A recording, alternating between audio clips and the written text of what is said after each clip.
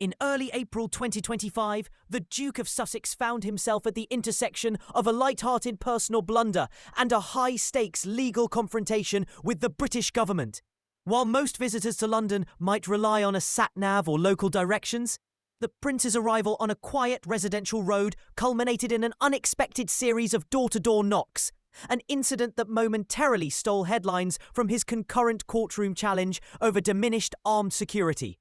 This curious episode not only underscores the unpredictability of life outside palace walls, but also frames the ongoing debate over the responsibilities and privileges accompanying a former senior royal status. The crux of the visit was a judicial bid to overturn the Executive Committee for the Protection of Royalty and Public Figures, RAVEC, November 2024 verdict, which downgraded the armed police protection afforded to the Duke during UK trips. Arguing that the decision placed his safety in jeopardy, the Duke's legal team lodged a High Court appeal against the Home Office, asserting that he had been singled out and subjected to unjustified, inferior treatment since stepping back from official duties in 2020. On that spring afternoon, the Duke arrived at a suburban street where his friend lives, only to discover that finding the correct front door was unexpectedly challenging. According to eyewitnesses, he pressed a doorbell, spoke briefly on his mobile phone, and then moved on, repeating this routine 3 times before finally locating the intended address. A Ring doorbell camera recorded the moment, capturing the Duke paused at the wrong threshold, phone in hand, his expression a mixture of concentration and mild bemusement. Inside one of the homes he mistakenly approached.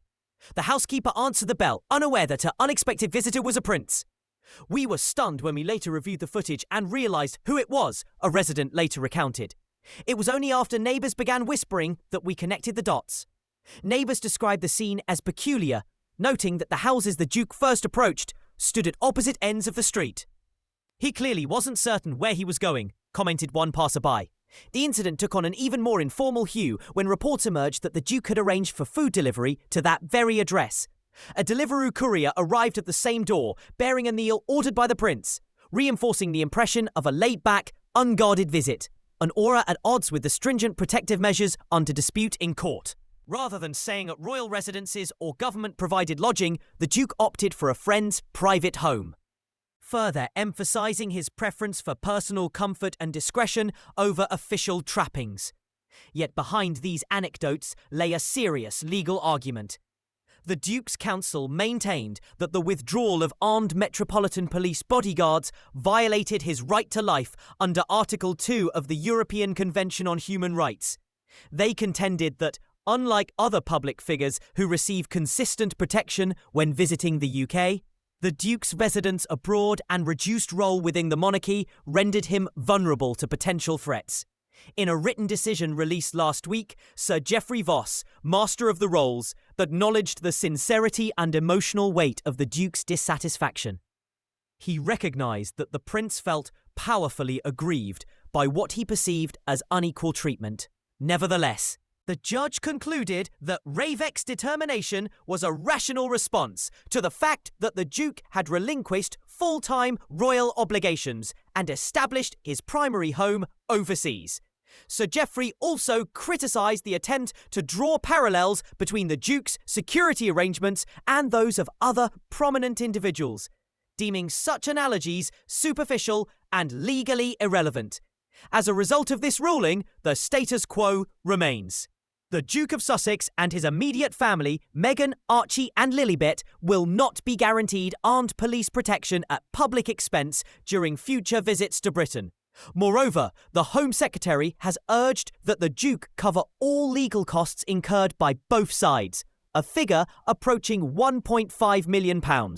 This financial burden, coupled with the public scrutiny of the lawsuit, may well influence the Sussexes' decisions regarding subsequent trips to the UK. Within Buckingham Palace and beyond, observers note a potential strain between the King and his youngest son over the wisdom of pursuing litigation against the Home Office.